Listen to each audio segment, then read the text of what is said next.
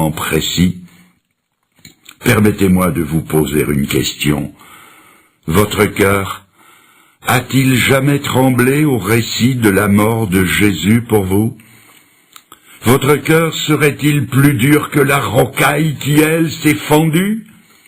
Votre cœur serait-il plus dur que celui de ce rude centenier romain qui a vibré et qui n'a pas pu retenir ce cri?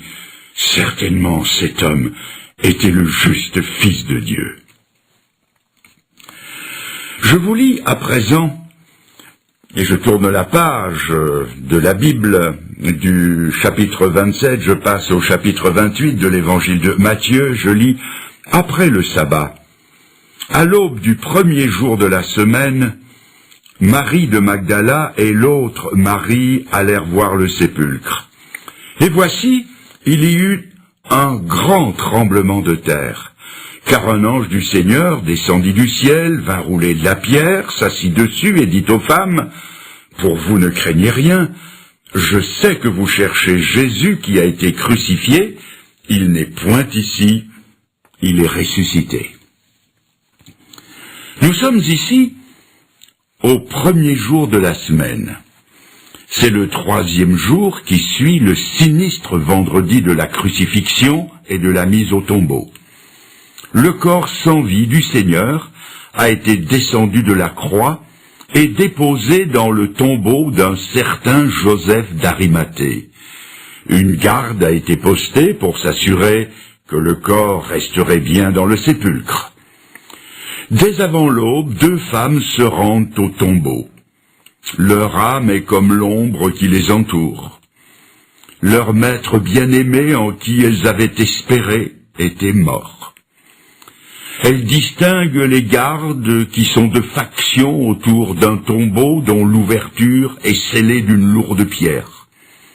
Elles apportent des aromates pour embaumer son corps, mais comment vont-elles faire? Savent-elles au juste ce qu'elles sont venues y faire? Tout à coup, à 3 jours d'intervalle, la terre se met à trembler au point que les sentinelles, prises de panique, tremblent de peur. Un personnage éblouissant de clarté roule la lourde pierre et s'assied dessus, et le tremblement de terre est accompagné de la nouvelle la plus stupéfiante qu'oreille humaine ait jamais entendue.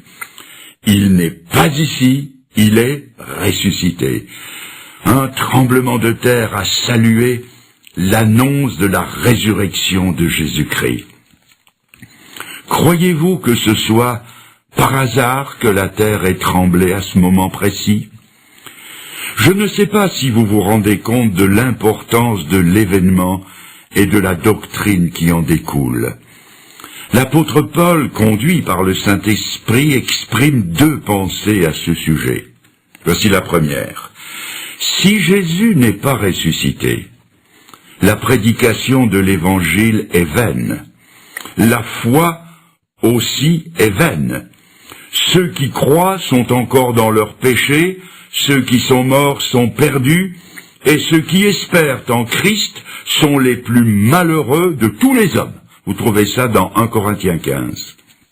Et la deuxième pensée, ayant dit cela, Paul, preuve à l'appui, affirme avec force, mais maintenant, Christ est ressuscité. Et parce qu'il est ressuscité, nous aussi nous ressusciterons. Nous serons tous changés en un instant, en un clin d'œil, à la dernière trompette. La trompette sonnera et les morts ressusciteront incorruptibles.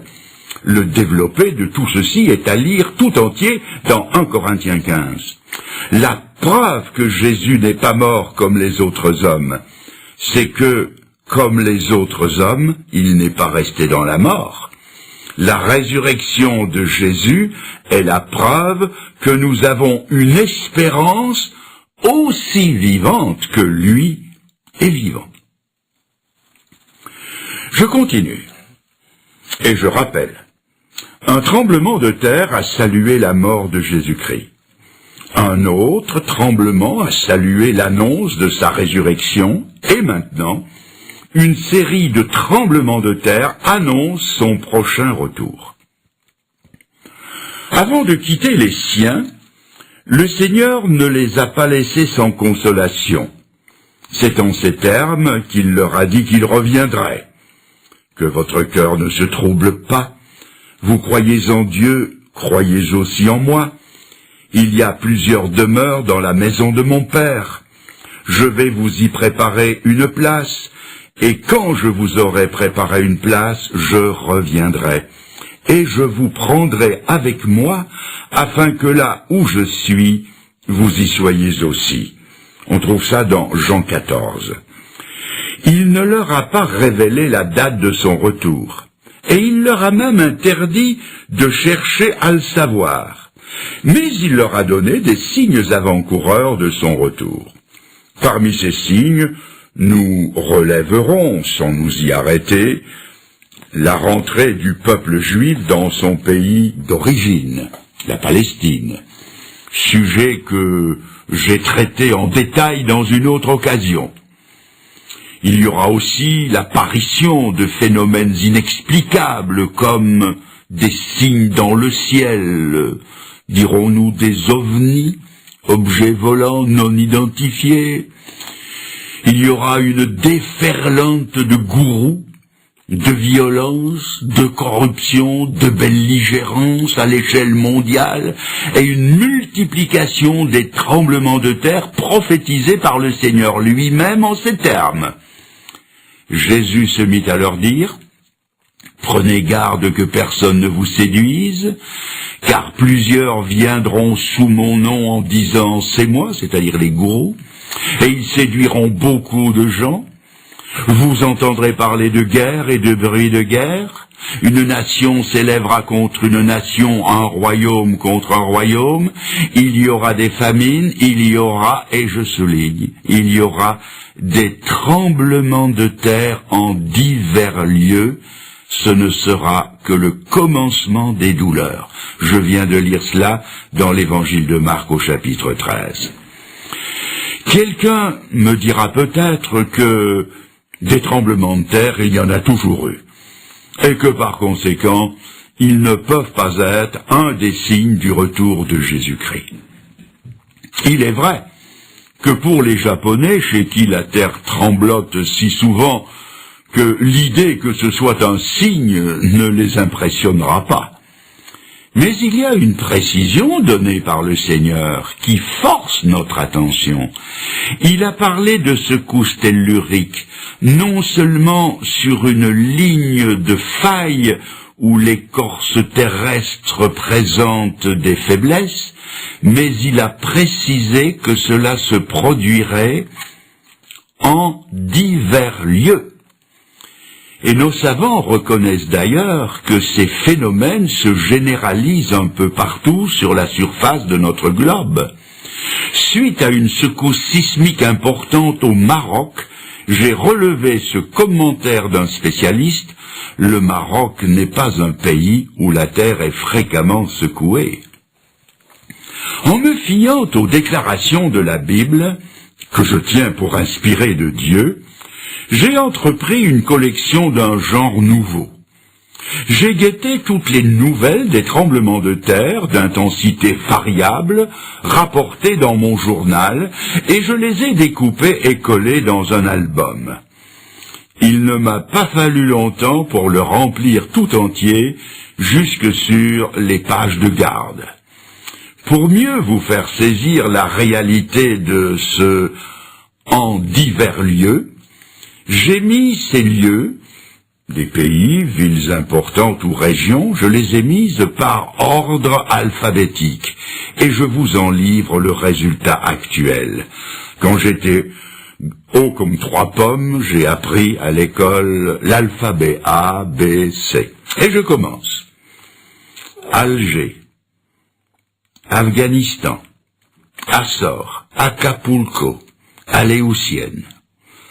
Et puis, Barcelone, Brest, Bad Hersfeld, Bologne, Bogota, Caen, Catanzaro, Cherbourg, Derby, El Asnam, Ebingen, Fairbanks, Fribourg, Florence, le Frioul, Graz, Guatemala, Hawaï, Ualienne, Istanbul, Izmir, Java, Juneau, Kurdistan, Kermadec, Klagenfurt, Kobe, Londres, Le Caire, La Louvière, Lisbonne, Mexico, Marseille, Manille, Morlaix, Milan, Nantes, Nice, Nouvelles-Hébrides, Oslo, Okinawa, Pérou, Pasadena, Quito, Raguse, Rome, Santiago, San Francisco, Stuttgart, San Salvador, Téhéran, Tokyo, Tunis, Turin, Vienne, Vulcano, Württemberg, Yellowstone, Zélande et Zurich. La Bible va plus loin quand elle nous en parle d'ébranlement. Elle dit que les puissances des cieux seront ébranlées, c'est-à-dire que les démons redoublent d'efforts. La Bible nous dit encore, les nations ne sauront plus que faire, c'est-à-dire que les structures de la civilisation s'effritent et s'effondrent. Elle va plus loin encore et elle dit, il y aura des tremblements de terre en divers lieux, c'est-à-dire que les éléments de la nature se détraquent. Autrement dit, chacun à sa façon se prépare pour le retour de Jésus-Christ. À mon tour de vous demander si vous êtes prêts pour ce grand événement. Quatrièmement, jamais on n'a entendu dire que les hommes aient souhaité des cataclysmes de ce genre. Demandez à ceux qui ont vécu les tragédies du Frioul en Italie, du Kobe au Japon, ou d'Izmir en Turquie, tous vous diront qu'ils ont peur des fléaux de la nature. Et pourtant les jours viennent où des hommes qui ont désappris à lever les yeux vers le ciel, qui ont désappris à prier, vont prier le ciel de leur envoyer des tremblements de terre. Voici ce qu'on lit en Apocalypse 6, verset 12. Quand il ouvrit le 6e sceau, il y eut un grand tremblement de terre. Le soleil devint noir comme un sac de crin. Les rois de la terre, les grands, les chefs militaires, les riches, les puissants, tous les esclaves et les hommes libres se cachèrent dans les cavernes et dans les rochers des montagnes. Et ils disaient aux montagnes et aux rochers, « Tombez sur nous et cachez-nous devant la face de celui qui est assis sur le trône et devant la colère de l'agneau, car le grand jour de sa colère est venu et qui peut subsister ?» Du haut en bas de l'échelle sociale, les hommes tremblent et désirent un cataclysme qui leur offrira un refuge devant celui qui vient. Quels sont ceux qui tremblent et qui prient? Ce sont ceux qui n'ont pas tremblé à la pensée de leurs péchés et qui n'ont pas prié pour en avoir le pardon. Ce sont ceux qui ont tourné le dos à la grâce de Dieu et qui ont dit non à Jésus-Christ quand il était l'agneau de Dieu qui ôte le péché du monde. En ce jour, par un de ces paradoxes dont se sert l'Écriture, c'est encore l'agneau de Dieu, mais il est animé de sa colère. Et dans leur épouvante, ils invoquent un Dieu qu'ils ont méconnu pour que la terre tremble, pour que des cavernes s'ouvrent au flanc des montagnes et pour que des rochers tombent et en obturent l'entrée. L'heure J du jugement a sonné et la terreur est telle que pour la première fois dans l'histoire du monde, les hommes désirent ce qu'ils ont toujours craint. Il y a quelques années au Chili, lors de violentes secousses sismiques, on a vu des hommes se jeter à genoux en pleine rue et demander au ciel d'arrêter le tremblement de terre. Ici, c'est le contraire. Ils implorent le ciel de leur envoyer un cataclysme qui leur paraît plus supportable que d'affronter le juste jugement de Dieu. Mes amis, si vous refusez le seul refuge que Dieu offre en Jésus-Christ, vous vous préparez pour ce jour-là. Il demande que les rochers se fendent, que des cavernes s'ouvrent au flanc des montagnes, qu'ils puissent s'y engouffrer, et que derrière eux des tonnes de matériaux tombent pour en obturer l'entrée. Mes amis, n'attendez pas.